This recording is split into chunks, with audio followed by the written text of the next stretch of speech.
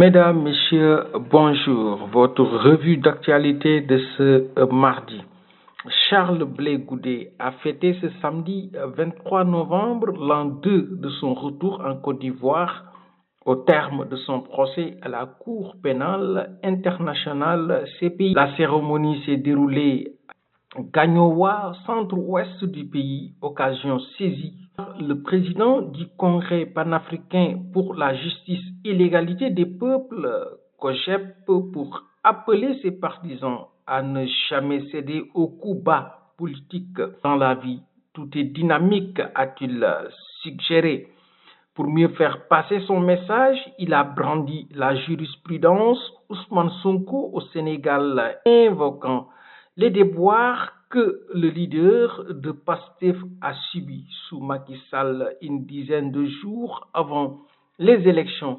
Il a été libéré avec son frère Bassirou Diomaye Faye, rembobine Charles Blé Goudé dans des propos rapportés par l'Observateur. Aussitôt après, il est allé battre campagne dans toutes les régions du Sénégal. Aujourd'hui, il est le Premier ministre du Sénégal et Bassirou Diomaye Faye est élu président de la République. Par ailleurs, le président du COJEP a évoqué l'arrestation suivie de l'emprisonnement de l'actuel chef de l'État. Est-ce que les policiers qui étaient venus malmener Bassirou Diomaye Faye dans la soirée dans les locaux de la Direction générale des impôts et domaines DGID savaient qu'ils avaient entre leurs mains leur futur président de la République, sourit l'homme politique ivoirien, invitant la classe politique ivoirienne à s'inspirer de sa voisine sénégalaise. Au Sénégal, souligne-t-il, quelques heures après la proclamation des résultats de la présidentielle du 24 mars et des législatives du 17 novembre, les vainqueurs ont été félicités par les vaincus et la page est tournée. Je rêve de ça pour mon pays.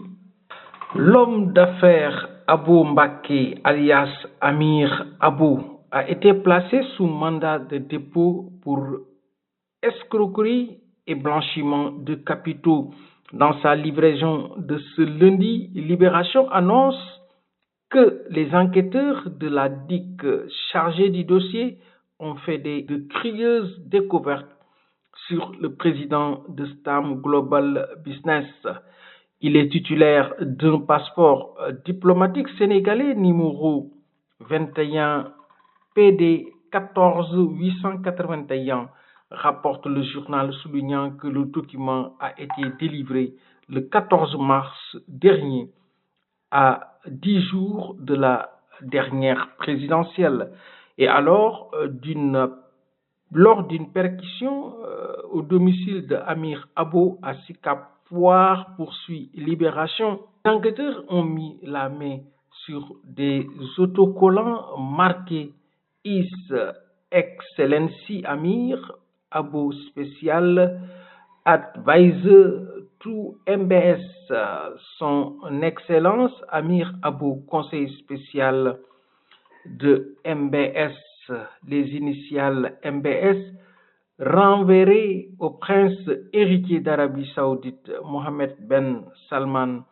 Pourtant, l'homme d'affaires avait balayé les accusations formulées avant cette curieuse découverte selon lesquelles il se présentait en conseiller du puissant dirigeant saoudien. Amir Abou fait l'objet de 3 plaintes. Une dame nommée Mdetal lui réclame 100 millions de francs CFA. L'architecte Pierre Goudiaby Atepa le poursuit pour un impayé de 400 millions. Le groupe Gelongel Audiovisuel, pour sa part, lui reproche de lui avoir commandé un film sans aller au bout du projet. Parlons un peu de politique. Babacar Abambaye a déjà claqué la porte, estimant qu'il n'a plus rien à faire à côté de Khalifa Sall et Barthélémy Diaz. Les deux leaders sont interpellés après la débâcle aux législatives du 17 novembre dernier. La formation politique qui visait la majorité n'aura que 3 sièges sur les 165 dans la 15e législature. Le problème fondamental de Taxawu Sénégal, c'est l'absence de structuration. À part Khalifa Sall et Barthélémy Diaz qui s'enferment puis décident pour tout le monde, il n'y a personne d'autre, grogne un membre de la formation politique se confiant sous le couvert de l'anonymat au journal Les Échos. Les militants et autres responsables ne sont pas considérés comme leur alter ego. Ils décident, c'est tout et c'est tout. Poursuit l'interlocuteur du quotidien d'information qui tranche. Tout le monde pense que cela doit cesser. Et dans les plateformes, l'idée la mieux défendue pour ceux qui sont restés ou qui restent encore dans le parti est que Taxawu Sénégal doit aller vers une restructuration de l'appareil pour permettre aux gens de nourrir l'espoir que les choses vont changer. Sinon, tout le monde va finir par se lasser et partir. Alioune Mar, le défunt maire de Rufisque-Ouest, rappelé à Dieu le 2 août dernier, remplacé Astou Gueye, qui était la première adjointe de l'ancien responsable local du PDS, a été élu. Informe Les Échos. Le journal souligne que le nouveau maire a obtenu 37 voix devant Pape Bougouma Diène Ndiaye, 29 votants, et Aminata Thiombane, 4 voix. Le secrétaire général de la S2D, Souleymane Ndiaye, a adressé ses vives félicitations au Premier ministre Ousmane Sonko et à son parti, le PASTEF, suite à leur victoire éclatante au soir des législatives du 17 novembre dernier. Le leader de Manko Liggéeyal Sénégal annonce que la coalition va procéder à une évaluation approfondie de ces élections législatives. Nous adressons nos vœux de réussite au nouveau régime, en particulier à son Excellence Bassirou Diomaye Faye et à M. Ousmane Sonko, président de PASTEF. Leur succès sera indéniable, celui du Sénégal. De notre côté, nous procéderons à une évaluation approfondie de ces élections législatives avec notre base, remobiliserons notre formation politique et nous engagerons résolument sur la voie d'un avenir meilleur. Terminons cette revue d'actualité par la page sportive.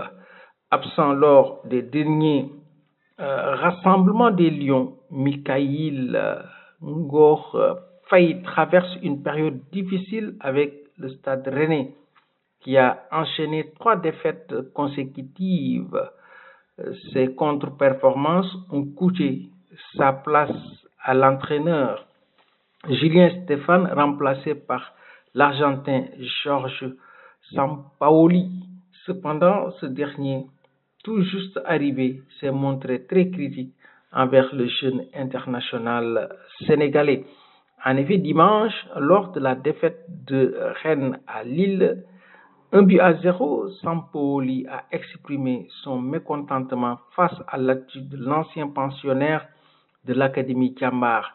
Il n'a pas apprécié que Faye prenne trop de temps pour enfler ses chaussettes avant d'entrer en jeu pour remplacer le Ghanéen Alidou Seydou, blessé. Pour le technicien argentin, Mikayil Ngor Faye ne semblait pas pressé de rejoindre le terrain. Ma colère concernant l'entrée de Faye, ce n'est pas normal qu'un joueur ait besoin d'autant de temps pour enfiler ses chaussettes, a déclaré Georges Sampaoli face aux médias. Cette attitude jugée peu professionnelle pourrait jouer en défaveur du défenseur sénégalais, surtout avec un entraîneur aussi rigoureux que l'ancien coach de l'Olympique de Marseille. C'en est tout pour votre revue d'actualité que vous suivez sur votre chaîne préférée, Référence TV, la chaîne qui vous livre l'actualité.